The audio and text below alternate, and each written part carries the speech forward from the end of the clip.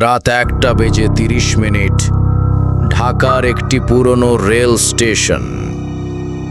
এক সময় জমজমাট থাকলেও এখন এই স্টেশনে ট্রেন আসে না বললেই চলে।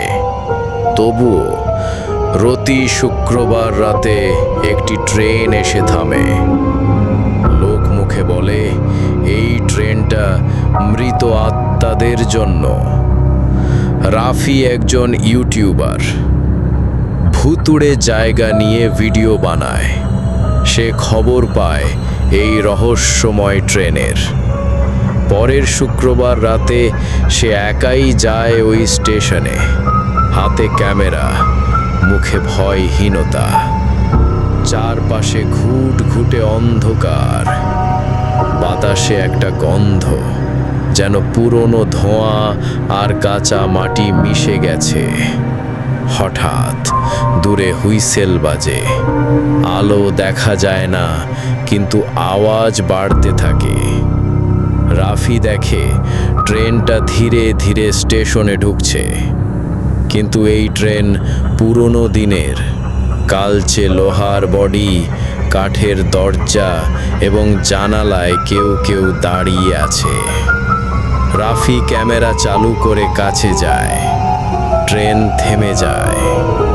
একটি দরজা খুলে যায় নিজের থেকেই। একজন টিকিট চেকার নামেন। গায়ের রং সাদা, চোখ লাল, মুখে কোনো অভিব্যক্তি নেই। সে বলে, তুমি উঠবে? রাফি মজা করে বলে, একটু ঘুরে দেখব জায়গাটা কেমন।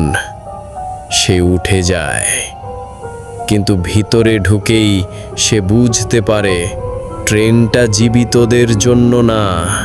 প্রতিটি সিটে বসে আছে ভাঙা মুখ, পোড়া শরীর অথবা হাড়ের কঙ্কাল। তারা সবাই তাকিয়ে আছে রাফির দিকে। একজন বলে, নতুন আত্মা এসেছে। আরেকজন ফিসফিস করে, আর কেউ নামেনি, তুমি পারবে?